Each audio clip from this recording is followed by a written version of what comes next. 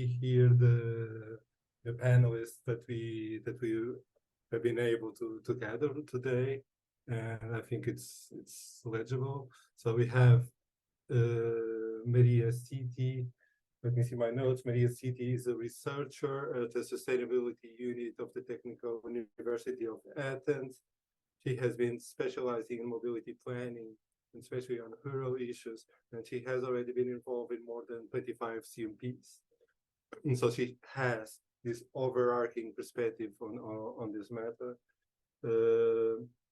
And she's participating here to speak mostly about the experience of the CMP in the city of Rethymno, in the island of Crete. So we have also a familiar face to many of you. So Claudio Montero, he has been working in a local public transport in Funchal for almost 20 years as head of the research and planning department. He has led several international projects, included the one that funded the CMP for the whole region of Madeira, so Civitas destinations. I think this is what he will bring here today, this practical experience. We have also Cosimo Schifi that worked quite a lot on rural mobility as a consultant, and is nowadays, well, at least as from today, because I understand he was appointed as from today, as the coordinator of flexible public transport services for the municipalities of Southern Salento in Italy. And then we finally have Melanie Schade, that you have already seen delivering the keynote speech. She leads the Competence Center for Rural Mobility in the German Federal Institute for Research. And besides this important experience, she is also the Vice President of the European Platform on Mobility Management, so the ERMN. So welcome all of you this morning. At least it's still morning in most of the time zones.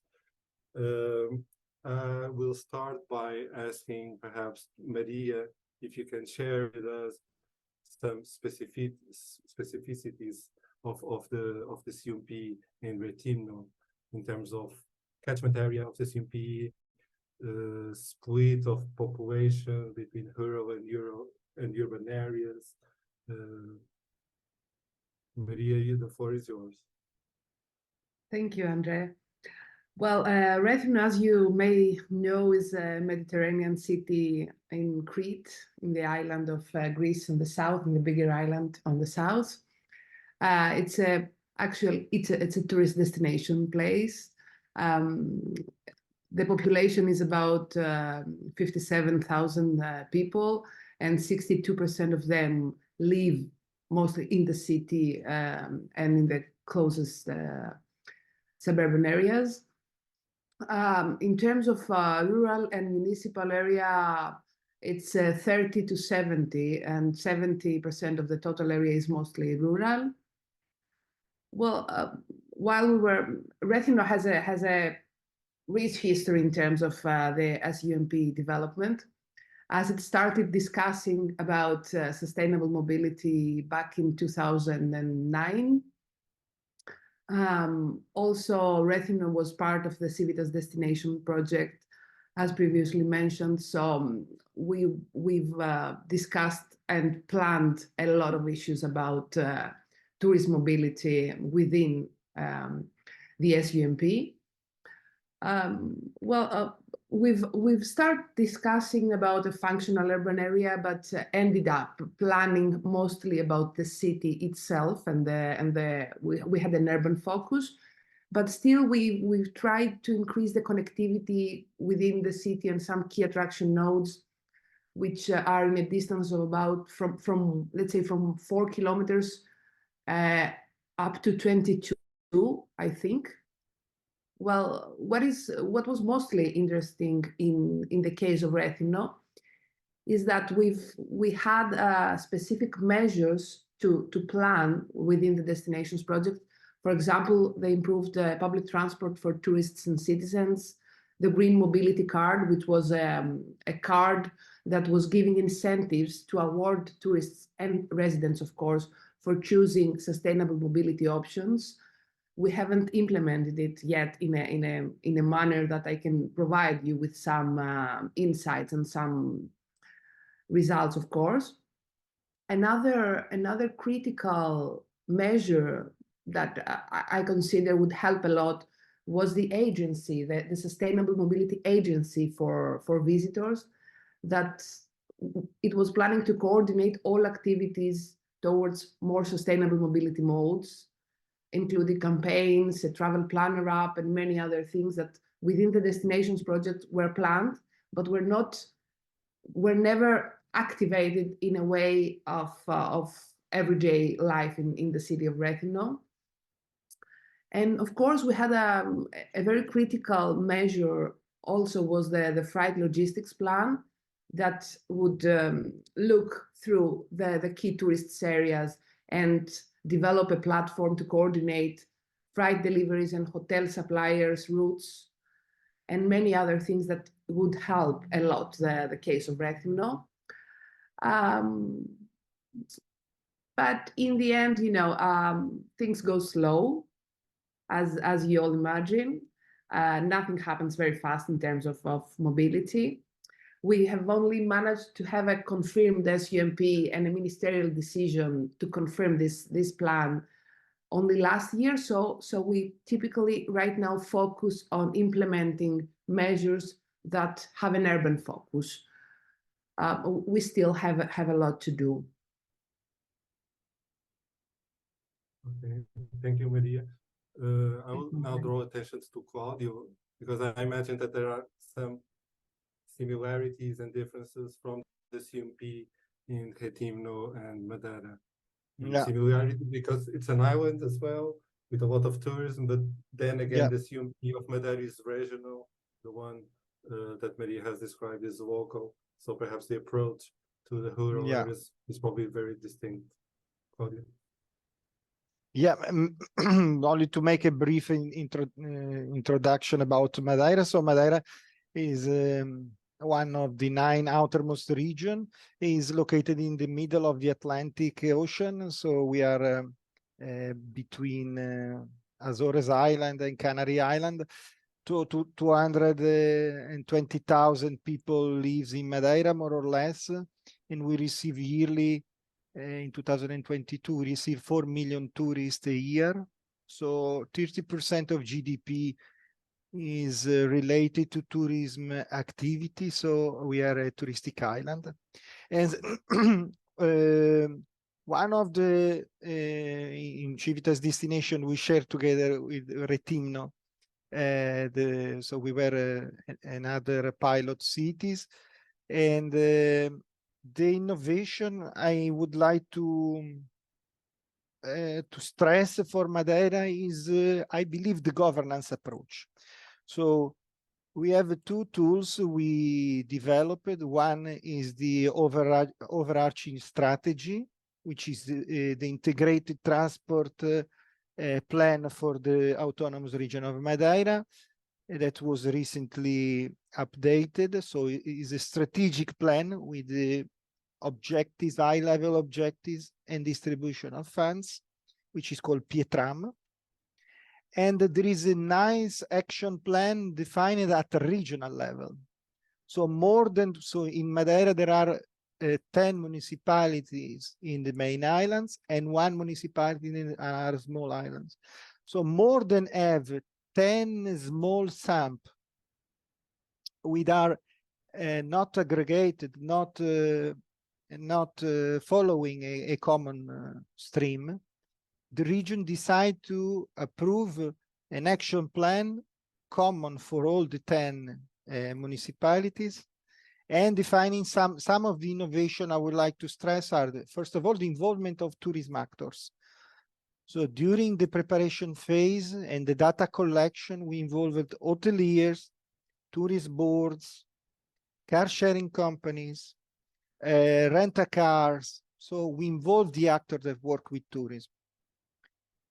Secondly, we focus action for this plan that is was approved in 2019 and will end in 2028. So 10 years lifespan.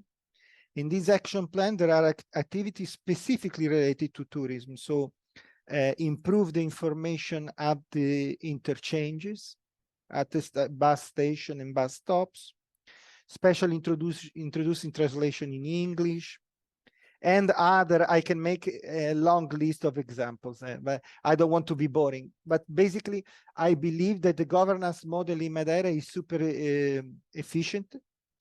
In some way, with this action plan, we introduce the concept of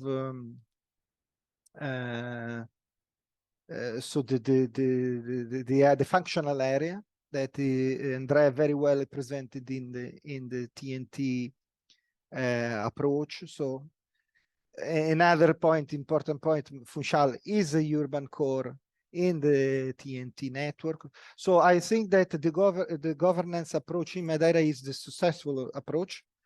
But now coming to the bad parts, we are a bit delayed. So we are now waiting for the public transport concession starts in middle this year.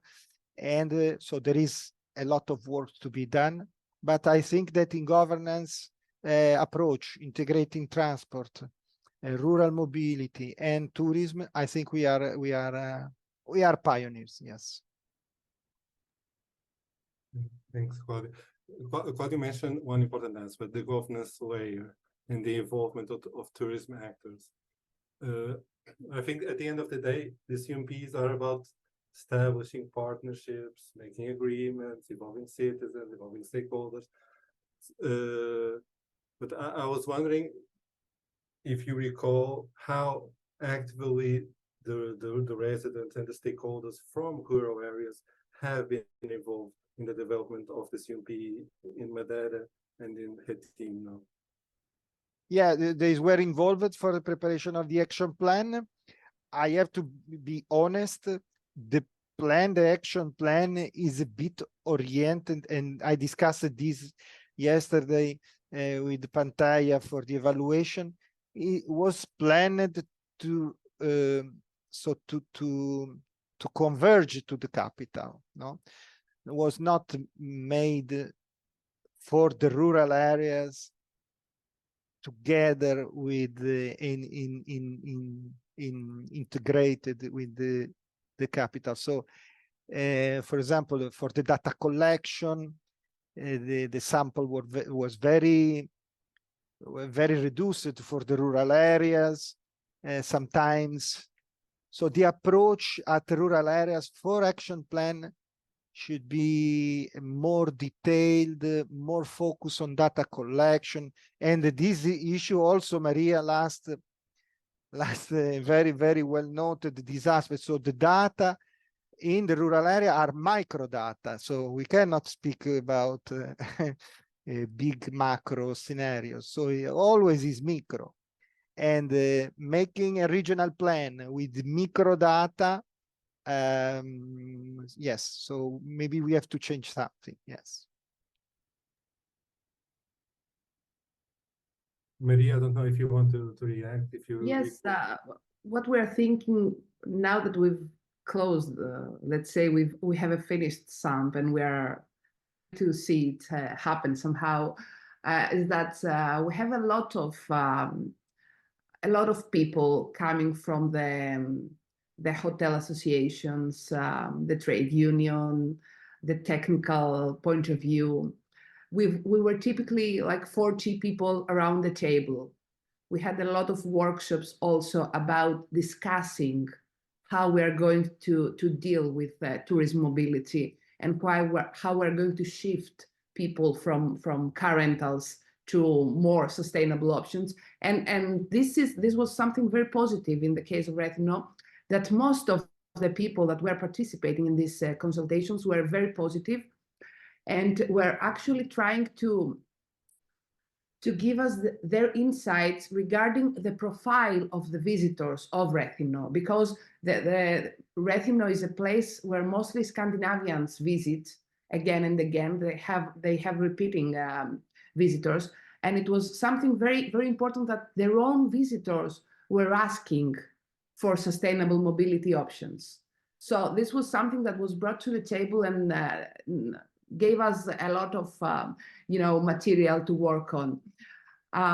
Also in some of the participatory workshops, for example, when we were discussing about DRT and door-to-door services, we went to rural areas to discuss about it. But let me share with you something that, that was very typical. Locals were asking for common infrastructure. They were asking for streets, asphalts, water, sewage. They lack the basics. So sustainable mobility was a fancy issue that was brought into their attentions. They had to be there in order to, provide some feedback. But most of them ended up discussing about basic needs, and mobility was not considered a basic need for them. What was later a very positive issue is that we identified that lack in our SUMP, in our procedure, because as Claudio mentioned, we didn't measure a lot of things in the rural areas, and we had mostly an urban focus. So after that, there was a fund from the Green Fund in here, from the national government, regarding urban accessibility plans, which is mostly about walkability for disabled and impaired mobility. And this was, there was a good lesson from the SUMP. So right now we've tried, now that we are developing, the urban accessibility plan, we are including 17 rural destinations. 15 of the destinations are villages, which are around Rethymno, within the municipality and within the functional urban area of the SUMP. And 2 of them are destinations like museums or key monasteries that commonly attract visitors in a yearly basis, not only during the summer. And also there was a very good program, a European project in Heritage, which is about accessible tourism. And right now we're trying to, merge the policies that we've discussed within the SUMP, the specific measures and infrastructure we've proposed for the urban accessibility plan, and somehow include it in this project and get some more funding in order to see better accessibility in destinations that will also benefit the residents of the area.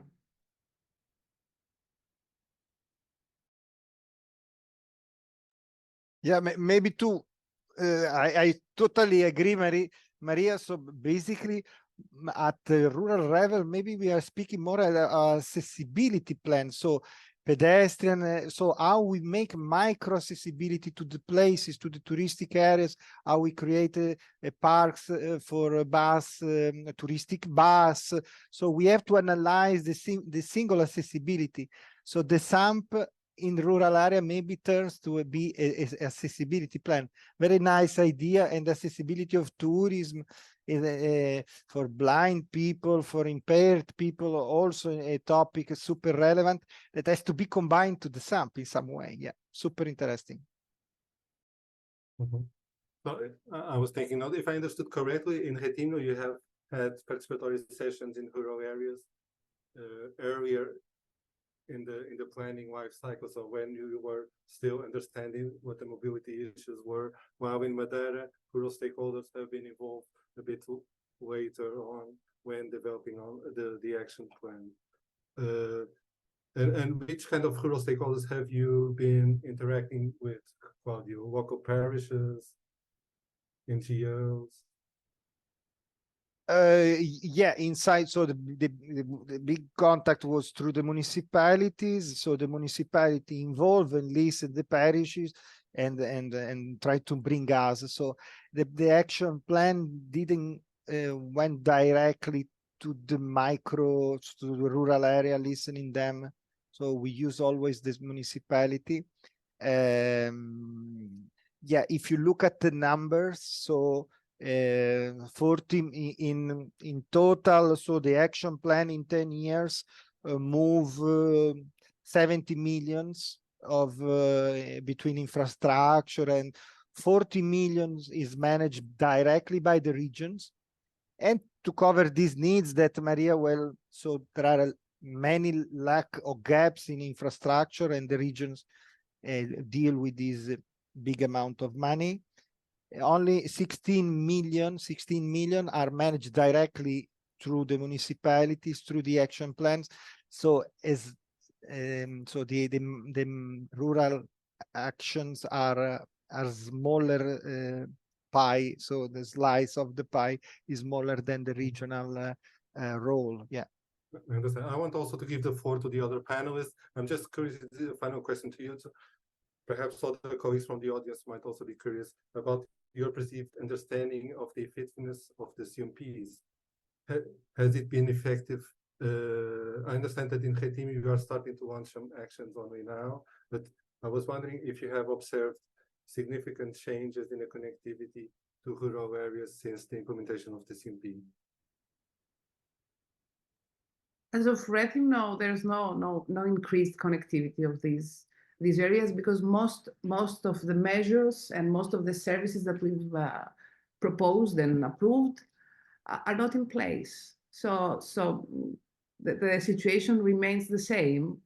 Probably the awareness is higher, but unfortunately, yeah. What we've seen that is a bit better is that after the implementation of a bike sharing system, some of the nearby villages, I mean less than 5 kilometers away, they've included the bike sharing system as part of their daily transportation choices, but this is mostly for students. It's not for the general population yet.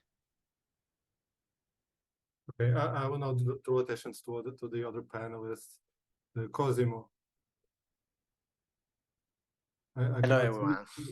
Hi, Cosimo. Well, so the region that you represent is located in one of the national inner areas. Can you speak a little bit? Can you describe a bit what this strategy, this national strategy, is about, and how CMPs in particular support the objectives of the national inner areas, and the other way around? Yeah. In the meantime, I've put in the chat a link to an online map to an origin destination matrix of the flows of the intercity flows in the province of Lecce. So we are located in the southeastern part of the Italian peninsula. It's another peninsula. It's called Salento. And in that map you can find the whole province, but the cities, the municipalities I'm representing are the ones located in the southern part, exactly at what is called Cape of Leuca, so exactly the last part of the peninsula. And these are these are 16 little towns plus a couple of so-called service centers, so two slightly bigger cities that are Tricase and Ugento, that are part of this strategy of this southern Salento inner area. In Italy, we launched in 2013 a national strategy for inner areas. Inner areas are all those areas that are far from so-called public service centers, and accessibility was exactly one of the elements for defining an inner area. Where Italy, of course, is a country where the majority of such inner areas are in mountainous areas, along the Apennines, for example. But there are also some lands that are far from other cities that might have a number of public services concentrated there, that are also along the coast. And of course, Southern Salento is one of these inner areas. This was part of the territorial cohesion strategy for Italy. That was, as I said, launched some years ago. Now there's a process of revision of this national strategy, but it's more on who will take care of it other than the whole strategy, because it was also funded with additional funded also within the EU, new territorial cohesion for Europe and the Green Deal. And what happened there is that the inner areas, they have to draft a strategy. They have to draft a strategy to overcome some of the problems they have, like, of course, depopulation is one of the most relevant ones, but also other problems that they may have, that they would need to focus on and identify and try to find also a number of solutions. For Southern Salento, we focus most of the funds were focused on mobility, because it was realized that such towns are very far from the provincial capital Lecce. It's far, like it's 80 kilometers. There are, of course, roads plus a local railway system, but particularly the connection with the into the area, it was also lacking, and there are also little settlements, not only the towns forming the inner area.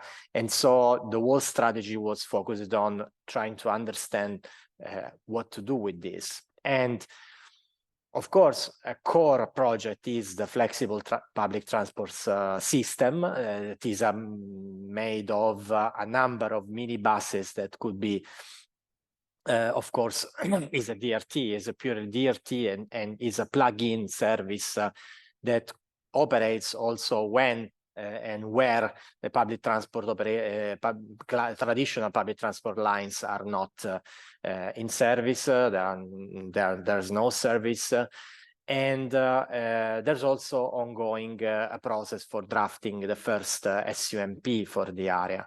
So the strategy was a kind of action plan with a number of projects already funded.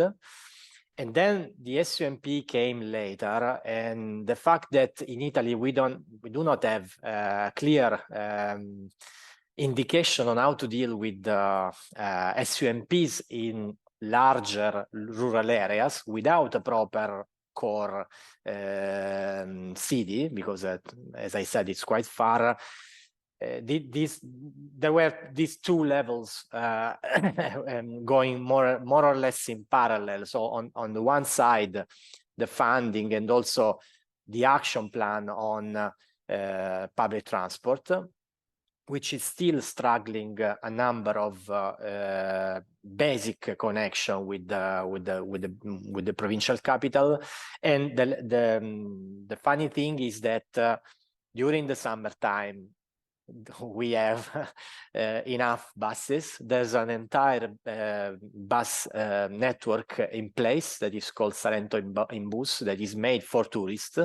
So on the other hand, of course, they are lacking express bus services connecting with the provincial capital during winter time, during the other time. So we are trying to balance a little bit this, including, of course, the strategies set up by the SUMP. But it's not easy. It's not easy because, for example, now these flexible public transport services, which has also additional, let's say, services, traditional services connecting the inner towns to the seaside, to the coast.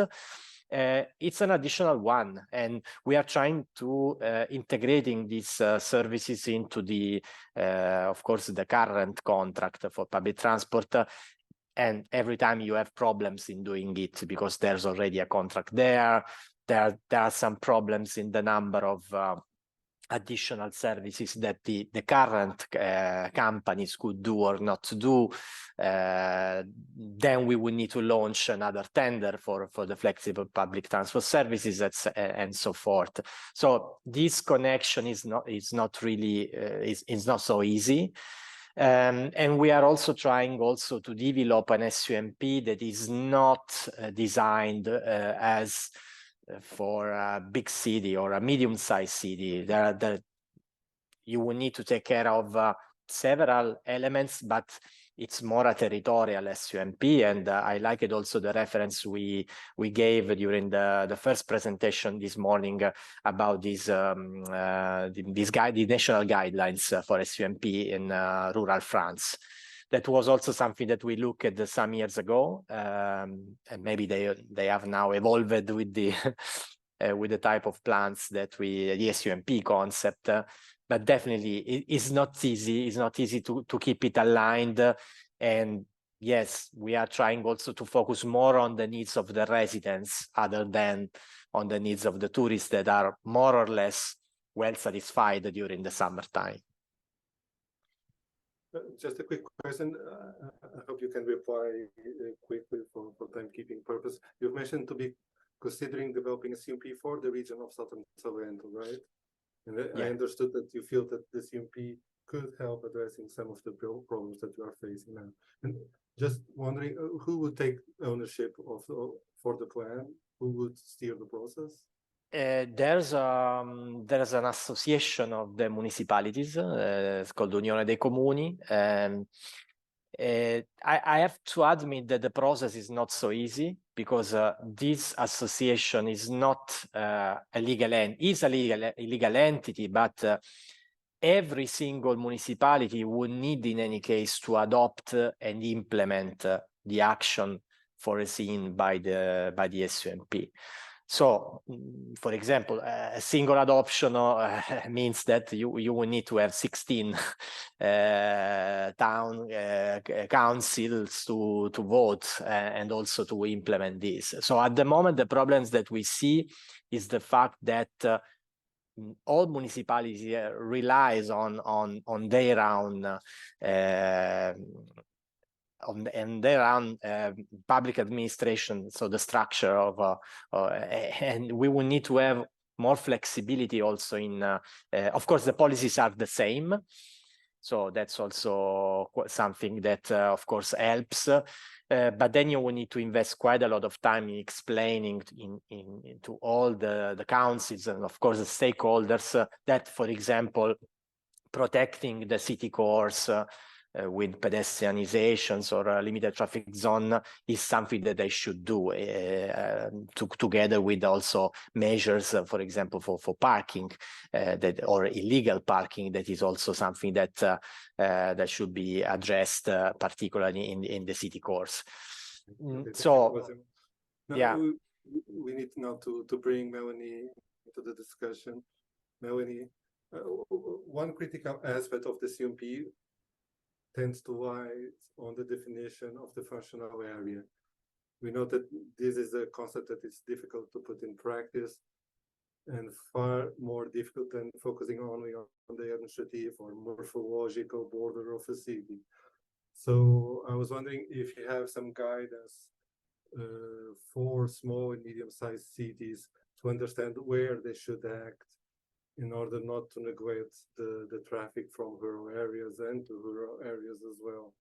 I've seen a reference, Elena has mentioned as a result of the discussion of one of the parallel sessions, the concept of functional regions instead of functional urban areas. Could this be a solution, Melanie?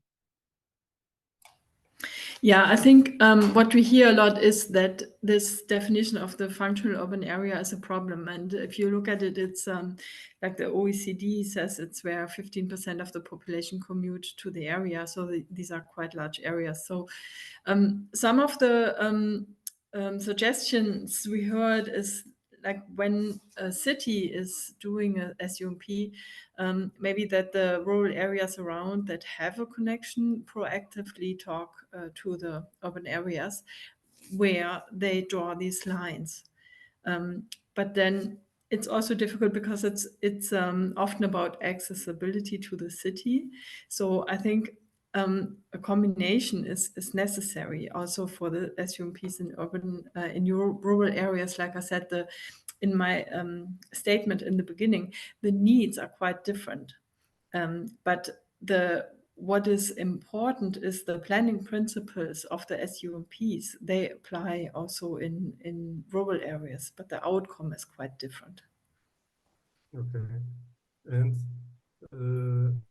you have any reactions, any tips to the other panelists for helping them to identify rural mobility issues at the planning level, as you were saying?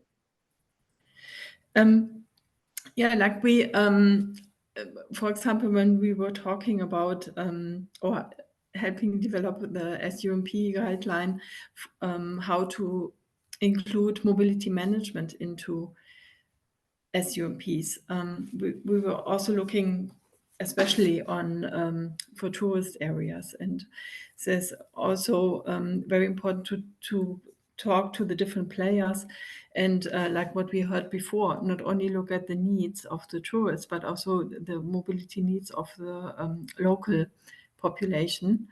And in the discussion before, we were also talking about that the integration of different modes is very important, because a lot of times in the transportation planning, we look at the buses or the roads, but it's also how to connect those services and also look at the need of the specific area. So we touched on it before too, like in tourist areas.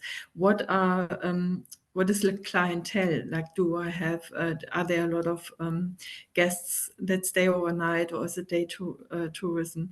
So there are also different responses depending on who's actually coming. I think we ran out of time, but I really wanted to ask a final question to you, Melanie. So it concerns the Commission initiative to set up the national program for supporting the local authorities to develop CMPs. This is something that I touched upon my presentation before. So as a representative of EPOM, and understanding that these groups will be formed to provide some vertical support to the municipalities, what would be your advice to the national authorities? I mean, how could they support the local municipalities to be attentive to rural aspects as well?